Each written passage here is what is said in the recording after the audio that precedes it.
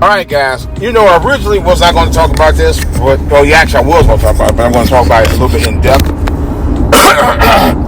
This is DJ Wolf. Of course, my podcast is DJ Wolf Live on YouTube here, or will be on YouTube. What's going on here? But anyway,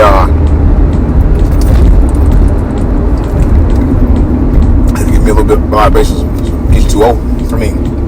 Yeah, H2O because I had to. It was a hot day out here. It's almost 100 degrees out here. Anyway, over the weekend I went to go see the Aretha Franklin biopic, Respect. So eloquently played by Jennifer Hudson, who's really becoming a legend in her own right. Not only as an accomplished singer, but an accomplished actress too. And Jennifer Hudson really is, to me, is very underrated. To me, she's a very underrated artist in every respect of the word artist. She truly is. She's very, very underrated. I've been saying that for many years. Even when she was on American Idol, and I told people that, I kept telling people, I'm telling you right now, Jennifer Hudson, if she doesn't win, even if she don't win American Idol, I'm telling you, you're gonna be hearing a lot from her. I told people that for years and years and years. Matter of fact, I talked about it when she was on American Idol. And I thought for certain she was gonna win. It was her, Fantasia, and another girl who was really good. I forgot the girl's name, but between the three of them, I thought Jennifer was the best, and then I thought the other girl did Fantasia, but Fantasia ended up taking it all anyway. That's another story. To make a long story short, Fantasia is a great singer and a great artist. I mean, she's done a couple of roles herself, in film, but she's no Jennifer Hudson. Jennifer Hudson just took it to another level, just like I kind of predicted she would. She just had the it factor from day one. She really did. Now, I personally saw the movie on Saturday. My wife actually dragged me out to the theater amid COVID, and I got to tell you a little story about that shortly, because it was one of the reasons I didn't want to go. So we went to a movie theater out in Anne Arundel County, out here in Maryland.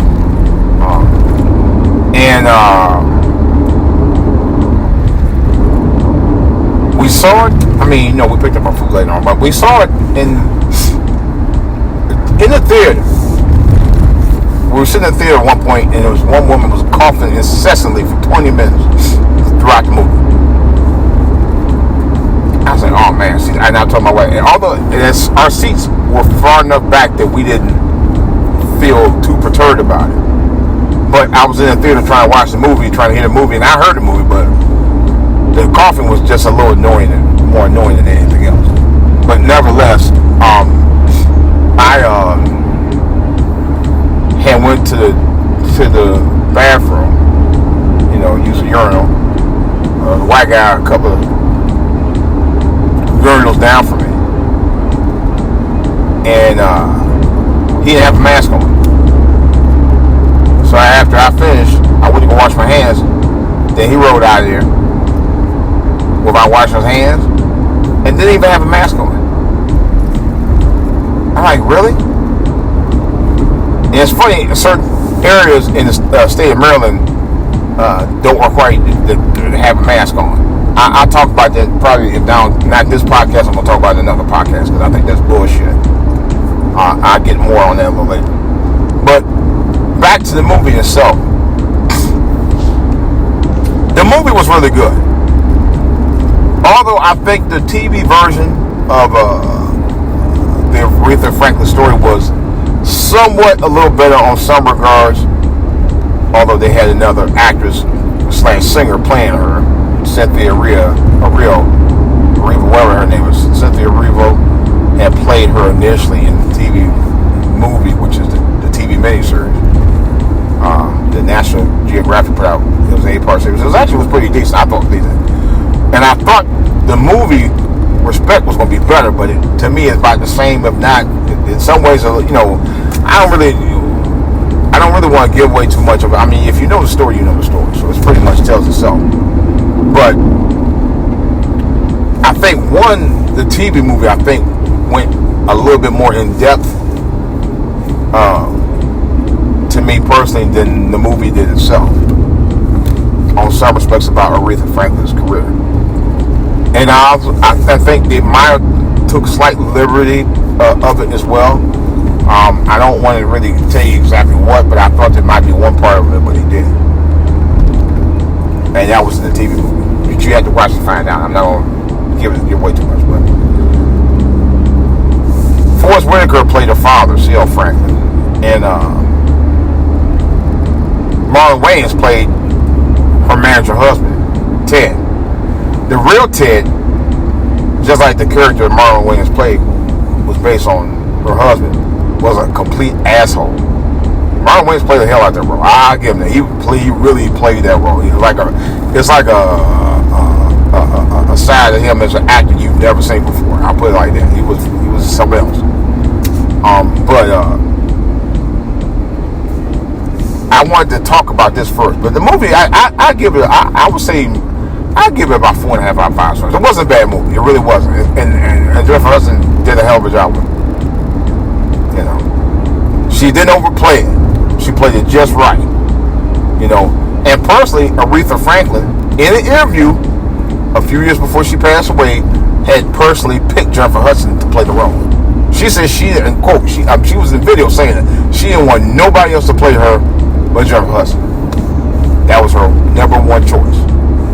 Because she kind of favored her a little bit, to be honest. But they had Cynthia Erivo play the TV version, which she kind of pulled off. I think they had Maya put a few prosthetics on her face to make her look a little like her. But Jennifer Hudson naturally looks like her. She naturally sings like her. She naturally sounds like her. And truthfully, frankly, you know, being a man and looking at her body, she kind of built like her. You know. But she pulled it off pretty well to me. I'll be honest, she really did. And she actually sang all the Aretha Franklin songs in her actual voice. So it made it special. But I did like the movie. Now, what I wanted to say, after watching the movie, because it did talk about the very thing that the TV movie talked about, which was Aretha Franklin had been really, I can't actually confirm or deny if she was actually molested by grown men or not, although I wouldn't be surprised. Because C.L. Franklin, I ain't gonna lie, and I've heard this story for decades. I heard about this before the movie even came out, before it was even, before it was actually put out there everywhere. But I had heard the story for years that C.L. Franklin was one of the biggest warmongers on the planet. I heard that for years.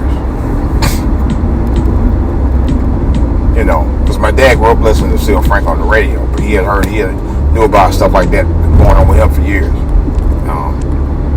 And I think he was the one that actually, the reason why Aretha Franklin, as a young child, went through all that mess, because of him. And I don't really have a whole hell of a lot of respect for him because of that. And yes, I'm going to say it was his fault. Because remember, C.L. Franklin had took Aretha and got custody of Aretha and her siblings from their mother. You know. So yeah, I'm gonna squarely put it on him.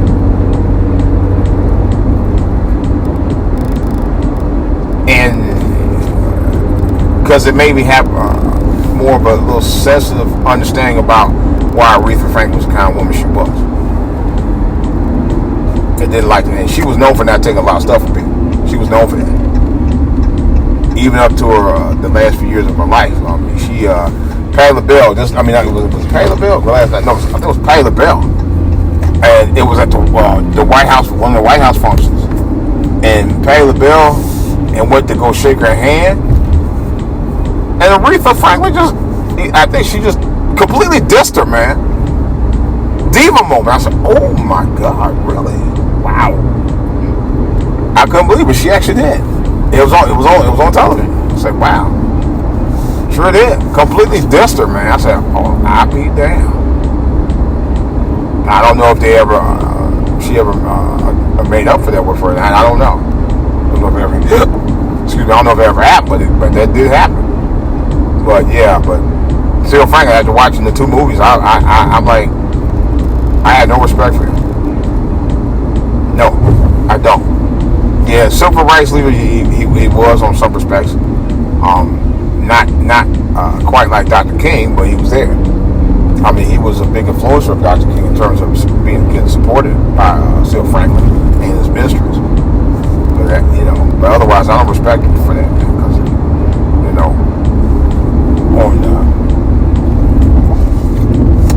on parental side of things, he dropped the ball with her, because he allowed that mess to go on in his house. Plus that, he was out there womanizing and drinking himself. It's like, wow, dude, really? That's what really, I'm just like, I was really touched by that. I mean, it was one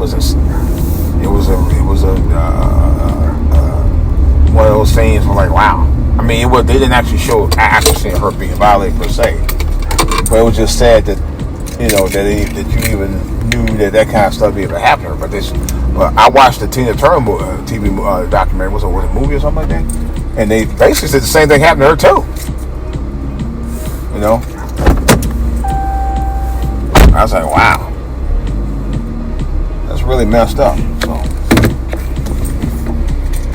I don't have much else to say right now, other than it was a good movie. I definitely would recommend it for those, especially those young people who didn't know much about her career or her life. It shows that not only did she sing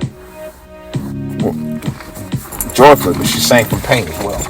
And you can hear it in several of the songs that she wrote in the late 60s, which made her the queen of soul. Her songs were the type of songs that, anybody can understand. When you're going through some stuff, you can hear it. And I think it's one of the reasons I've always respected her as an artist. She was one of my favorite artists as a child, and she always will be one of my favorite artists of all time. Let me know what you think in the comment section. If you've seen it, don't give away. Well, if you've seen it, let me know what you think of it. Either way, DJ Wolf, I'm out.